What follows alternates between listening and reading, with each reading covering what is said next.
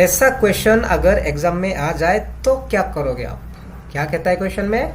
A can do a certain work in 30 days where B do the same work in 20 days। That means question में ये कह रहा है आपको कि जो काम ए 30 days में खत्म करेगा वही काम बी 20 days में खत्म कर सकता है। Okay, different time. अब आगे बढ़ने से क्वेश्चन में क्या बोला? If both work together then in how many days are required to complete the work?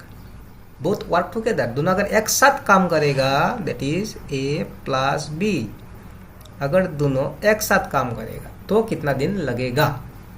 तो जाहिर सा बात है एक साथ काम करने से दिन कम लगेगा। तो सबसे स्मॉलेस्ट डेज क्या है? देखो कम सबसे कम थी बी अकेला करने से 20 days।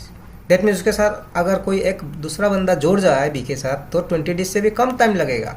दैट इज उस हिसाब से आपका ऑप्शन सी नहीं होगा, ऑप्शन डी भी नहीं होगा। ओके, अब बच गया आपका 12 days एंड 15 days। तो आप वो ऑप्शन तो एलिमिनेट हो गया।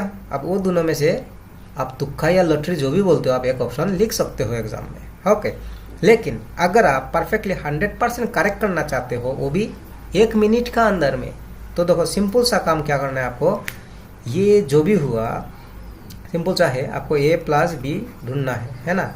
ए प्लस बी कितना दिन में काम करेगा? तो ए का कितना है? 30 days ए।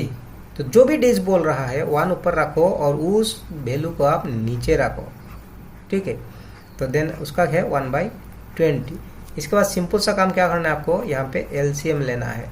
20 एंड 30 का एलसीएम 3 2 6 एंड 0 तो कॉमन हो गया। ओके, अब बात है मैंने 30 को 60 बनवा दिया, 20 को भी 60। एलसीएम लेने का मतलब वही है कि नहीं? सारा डिनोमिनेटर आपने सेम मान लिया। तो कॉमन सेंस लगाओ, 30 को 60 बनाने के लिए मल्टीप्लाई बाई 2 हुआ, तब ना 60 बना, तो नीचे मल्टीप्लाई हुआ तो आपको ऊपर में भी उसी नंबर से मल्टीप्लाई करना है। दैट इज आएगा यहाँ पे 2। ओके, अब 20 को 60 कैसे बनाया आपने? 3 2 6, 3 से मल्टीप्लाई किया, तो जाहिर सा बात है ऊपर में भी 3 से ही मल्टीप्लाई होगा, तो 3 1 3। ठीक है, इसको अगर फर्दर आप सॉल्व करोगे तो ये कितना आया? ऊपर में 3 + 2 5, नीचे तो 60 ही है। नेक्स्ट स्टेप क्या है? जो भी आया उसको आप जस्ट उल्टा करके लिख दो। दैट इज 60 ऊपर में और आपका 5 जो है वो नीचे में। अब अगर यहाँ से डिवाइड हुआ तो हुआ, नहीं हुआ तो वही आंसर होगा।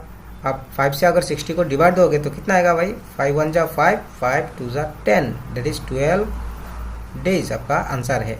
तो कौन सा ऑप्शन है? Option B. I hope you understand this. अगर टाइम एंड वर्क वाला क्वेश्चन आया तो आपका करने का वही तरीका है। ये हमें 2 वर्कर्स है जो तरीका, 3 वर्कर्स तो भी वही तरीका होगा।